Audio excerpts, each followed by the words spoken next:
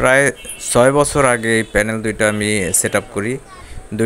দুই ব্র্যান্ডের panel, but দেখতে পাচ্ছেন যে দুইটার অবস্থা মানে দেখতেই অন্যরকম।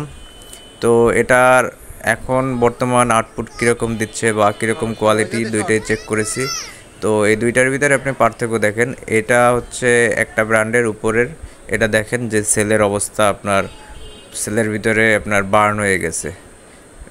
প্রায় মাঝে মাঝে দেখা যায় সেলের ভিতরে বার্ন হওয়া, কিন্তু এটার ভিতরে সেল বার্ন হওয়া, কিন্তু এটা টোটাল আউটলুক কিন্তু মানে প্রায় হোয়াইট যেরকম ছিল কেনার পর সেই রকমই আছে। উপরে জাস্ট ধুলা আছে, বাট এমনিতে এটা টোটাল কালারটা কিন্তু হোয়াইট। আর আরেকটা যেটা ইউজ করতেছি, এই যে অন্য আরেকটা প্যানেল, এটা দেখেন কিছুটা ইয়েলো হয়ে গেছে, মানে প্যানেলের পুরো সাইডটা একটু হলদা কালার।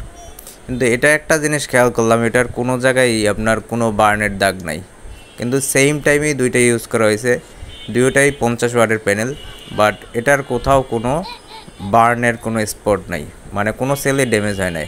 উপরে যেগুলো আছে আপনি দেখতে পাচ্ছেন, এগুলো কিন্তু এমনি জাস্ট ময়লা ধুলাবালি দাগ পড়ছে, বাট আপনার সেলে কোনো প্রবলেমই আমি দেখতে পাইনি। এবং আউটপুটও আপনার সেমই আছে।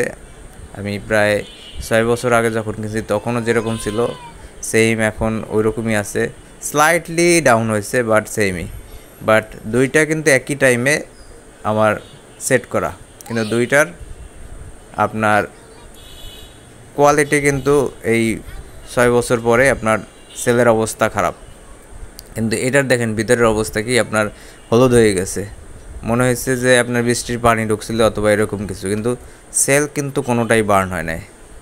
তো এটা আসলে এটা যে কোম্পানি, এটা আপনার একটা এই যেটা বার্ন হয়েছে এটা একটা চায়না কোম্পানি, এটা তেমন পপুলার না।